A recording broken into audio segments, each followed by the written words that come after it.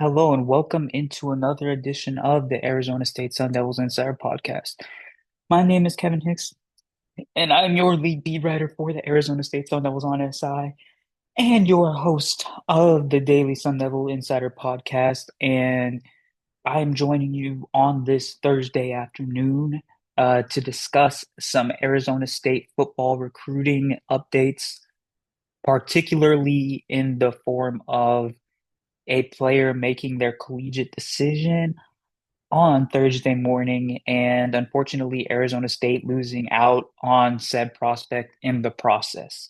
And let's just get into it today. Arizona State lost out on local Arizona four-star prospect Zarek Sidney, who is a wide receiver at Desert Edge High School in Goodyear. Um, he ultimately chose the University of Washington to be his college home with Arizona State and Oklahoma as the other finalists. It was believed that Hines Ward was gaining traction in the process, and that Kenny Dillingham offering Sydney a quote unquote golden ticket, which, if you're not aware of that process, I will discuss it shortly. So it was assumed that the efforts that Arizona State put in were going to help them in this case. I believe that even um, On3 had Arizona State as the decisive favorite to land the services of Sydney. I think that they had around the 41 to 42% chance to land his services as recently as today. Um, but Jed Fish and his coaching staff did a great job of recruiting him, and you can't blame the kid for making that decision. At the end of the day, Arizona State still has a lot of promise going into the 2027 class, and there's still a year to go until the late signing period comes to pass. So Kenny Dillingham, Hines Ward, Marcus Arroyo, everybody else can uh, give a collective sigh of relief in this case. I think that they're still in a good spot despite losing out on Sydney. And I think that they are in a good spot actually to land some of the other blue chip prospects out of Arizona in the 2027 class. We'll get into that shortly, but for now, I want to talk about Nico Bland. And this might be the receiver that played into Sydney and electing to go elsewhere because Arizona State already has three promising returning freshman players at the position and local talent Uriah Nellums, as well as Corey Butler Jr. and Harry Hassman. So you already have three promising underclassmen. You have Jaron Hamilton and Derek Eusebio, who have multiple years of eligibility remaining. And you have Nico Bland, who is the number 97 recruit in the class of 2027, according to 24/7. Excuse me. Uh, and Nico Bland is one of the best players in the state of California, one of the best receivers, already possesses a ready to play in college game frame.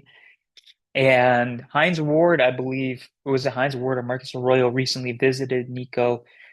There's schools there continuing to put in effort towards getting him to flip his commitment, but like I said, there's still a lot of time to go between now and next February. But I feel like it should be assumed that the Sun Devils will be able to retain the services of both Nico Bland and quarterback Weston Nielsen from next year's class. I just have a hunch that that will be the case. Now going into how Arizona State responds to this unfortunate development, I simply think that they need to honestly focus on other positions outside of receiver. I mean, like I said, you already have a great room this season and you have several promising pieces moving into 2027. I don't think you have to continue putting all your eggs in the wide receiver basket. Not saying that they are right now, but wide receiver was the heavy emphasis in the portal class this year in terms of the high-end talent that they really went after.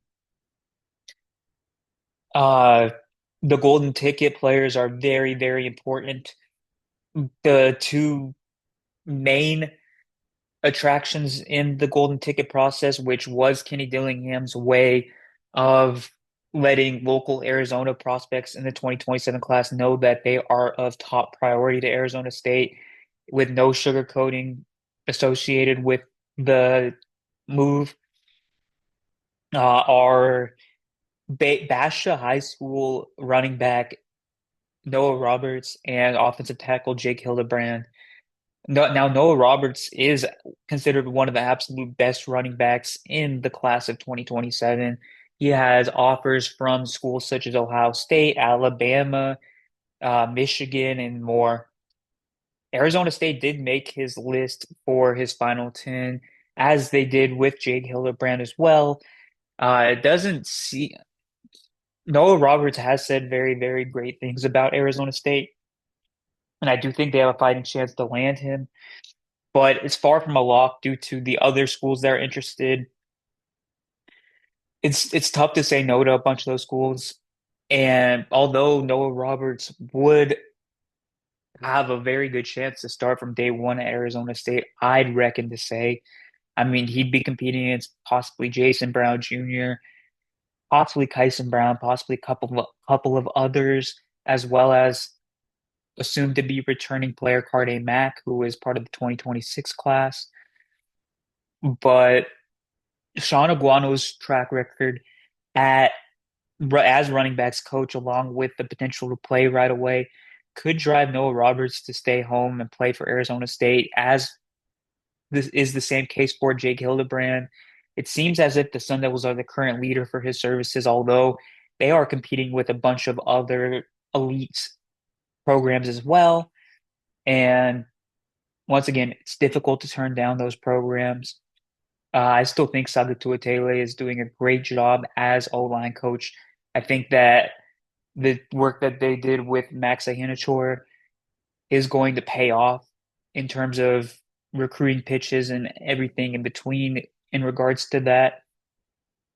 And overall, I think Arizona State's in a phenomenal position moving into the 2027 class. I know that a lot of programs are in ways putting the high school recruiting on the back burner compared to the transfer portal. Uh, Indiana just proved that transfer portal might be king in 2026. But I still think that looking forward to the future is just as important as the short picture, the small picture conversations.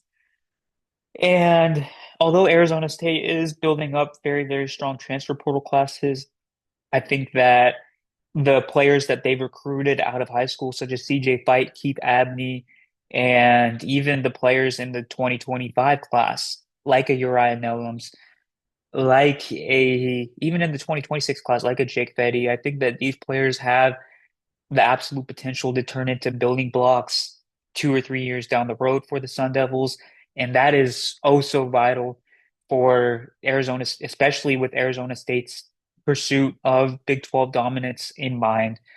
And we'll continue to update you with all the top Arizona State recruiting updates from the football sphere, from the basketball sphere. Uh, until then, thank you so much for tuning in to another edition of the Sun Devils Insider podcast. And I will see you with another episode previewing Arizona State versus Arizona tomorrow morning. Thank you so much for tuning in.